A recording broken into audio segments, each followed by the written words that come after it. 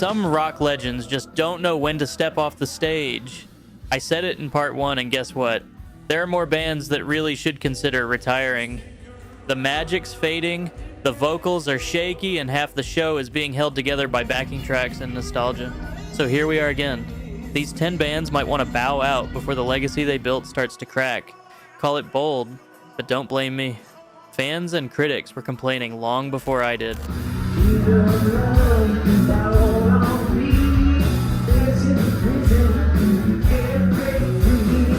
Look, and I say this as someone who respects everything Bon Jovi accomplished.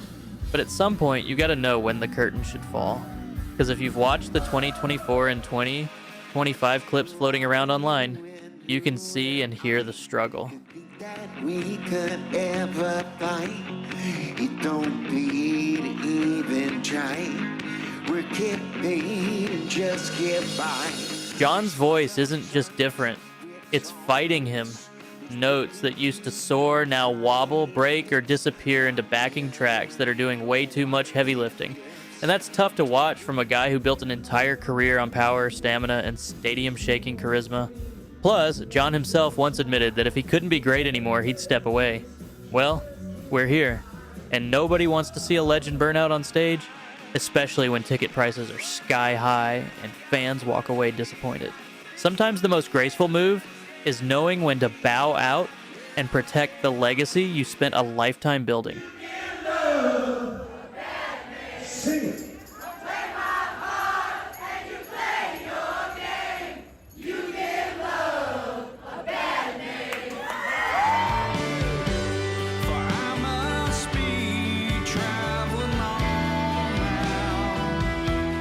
What do you think? Should legendary bands with no original members left still tour under the same name?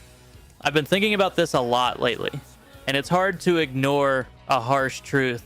After the 2023 death of guitarist Gary Rossington, Lynyrd Skynyrd just isn't the same band anymore. With 0 founding members left, this isn't the original Skynyrd. It's more like a well-meaning tribute band using the name.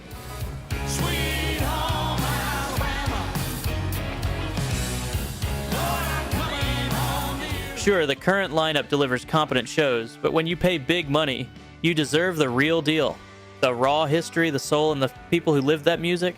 Continuing feels like hiding behind nostalgia.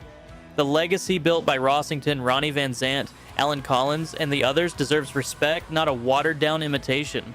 I don't want this to end in a cash-grabbing ghost tour. I think it's time to let Skynyrd fade out with dignity.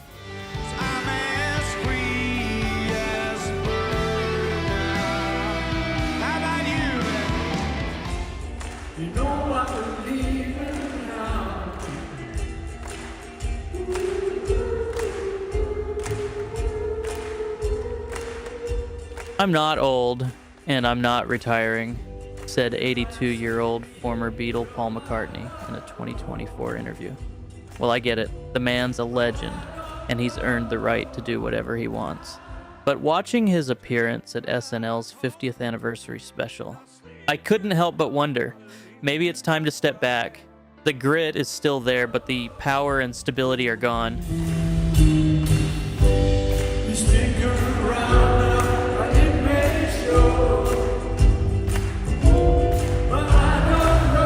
And whole phrases slip into talk singing just to get through the song.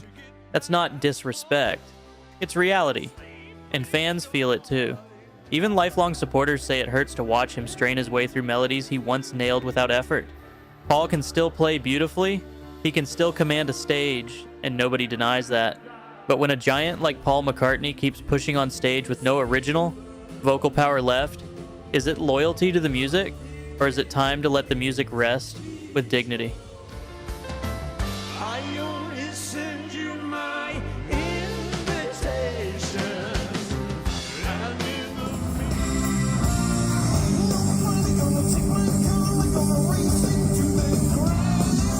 Man, I love Deep Purple as much as anybody, but sometimes love means knowing when to let go. Their singer, Ian Gillan, recently admitted his vision has dropped to 30%, and that retirement isn't far off. They're still touring and even working toward a 2026 album, but touring when your eyesight's fading and energy's draining? That's a slippery slope.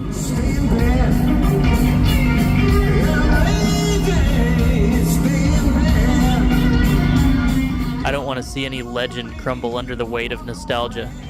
Deep Purple's golden era, with the raw screams, the heavy riffs, the sweat and fire on stage, that's a moment in time. Present-day shows may deliver some of that spark, but there's a danger. Keep pushing, and the magic starts to hollow out, replaced by just going through the motions. So maybe it's time to let Deep Purple ride off into the sunset, while the legacy still burns bright and not slowly smoldering into a pale echo.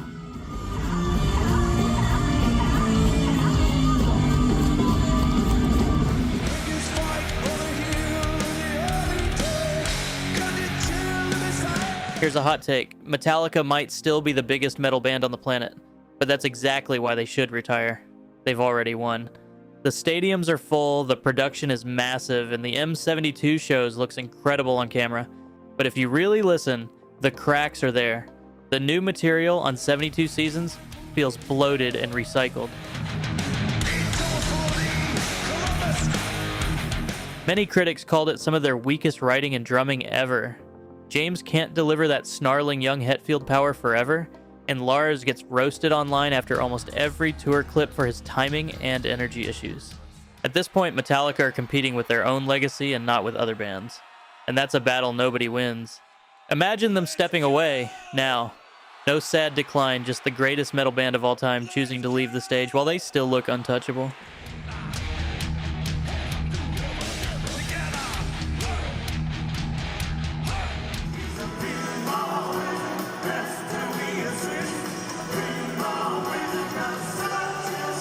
Let's be honest, The Who have earned every ounce of respect a rock band can possibly get. They changed the sound of life music, they changed the idea of what a frontman could be, and they survived more chaos than most bands could imagine.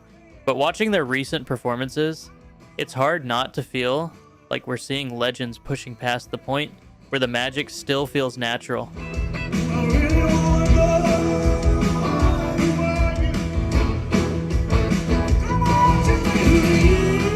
Roger Daltrey's voice was once this roaring force. Now he struggles with the high notes, and Pete Townshend has openly admitted he doesn't enjoy touring like he used to. And with only 2 classic members left, the whole thing sometimes feels like a museum piece instead of a living, breathing rock band. Fans still adore them, but there's a difference between honoring your legacy and stretching it thin.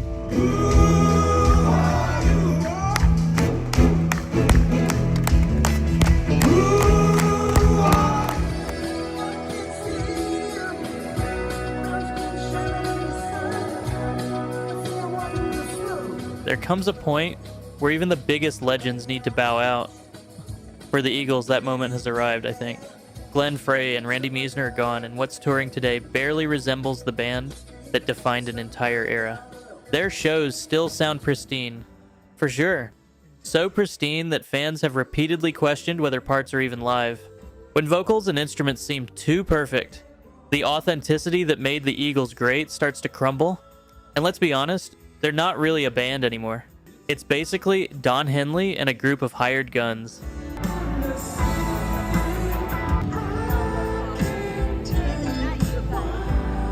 That was the contract Don Felder refused to sign, and rightly so. When they celebrate Hotel California without the guitarist who helped create it, the whole thing starts to feel like the Don Henley franchise rather than the Eagles. At this stage, retiring would protect the legacy instead of, yes, again, stretching it thin.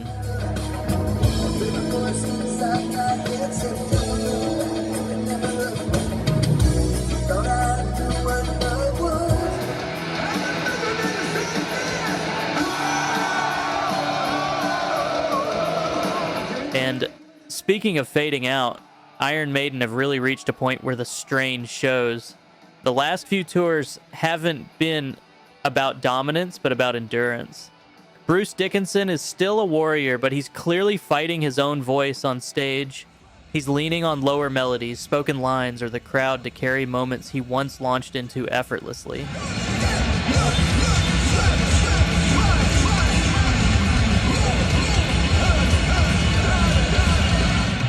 Fans have shared plenty of clips where he's pacing himself, missing notes, or pushing through passages that used to be pure muscle memory.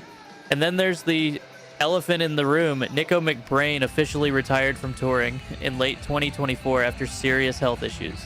Without the backbone of Maiden's live sound for decades, it's already a different band.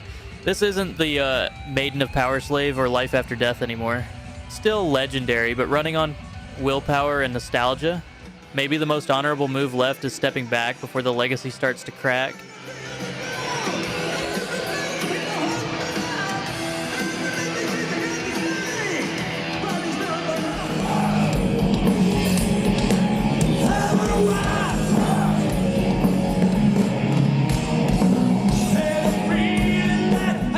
I don't want to be harsh, but Twisted Sister really shouldn't come back for a 50th anniversary world tour.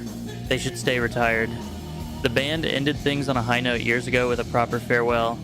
Bringing it all back now feels less like a celebration and more like a cash grab reboot nobody asked for. And with Mark the Animal Mendoza refusing to return, the lineup isn't even whole anymore.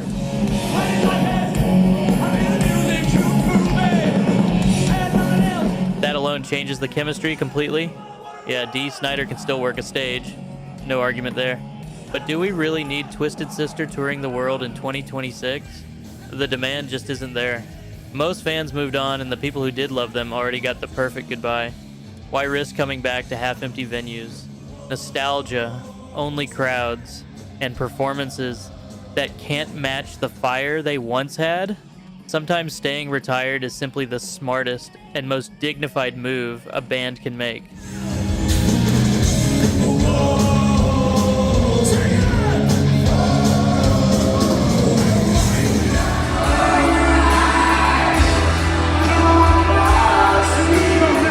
I want to close this list with a band that actually stopped at the right moment, even if they didn't choose it.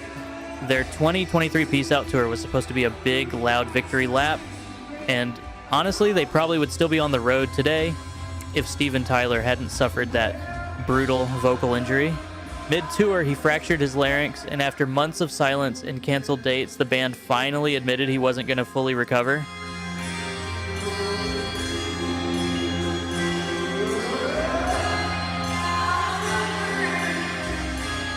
That's when they officially retired from touring in 2024, and as painful as that was, it might have been the best thing that could have happened.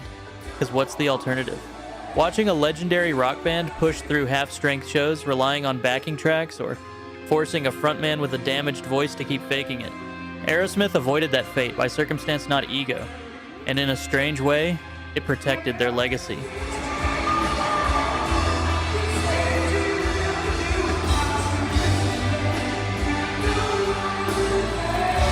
So there you have it. Another 10 legendary bands that changed rock forever and maybe should finally retire. Don't get me wrong, I've got nothing but respect for these bands. But there's a difference between keeping the fire burning and dragging the torch long after it's gone out. So tell me, did I call it right, or is there another band you think should finally step aside? Share your thoughts in the comments. I read them all. And hey, if classic rock runs in your veins, hit subscribe and keep this channel rocking.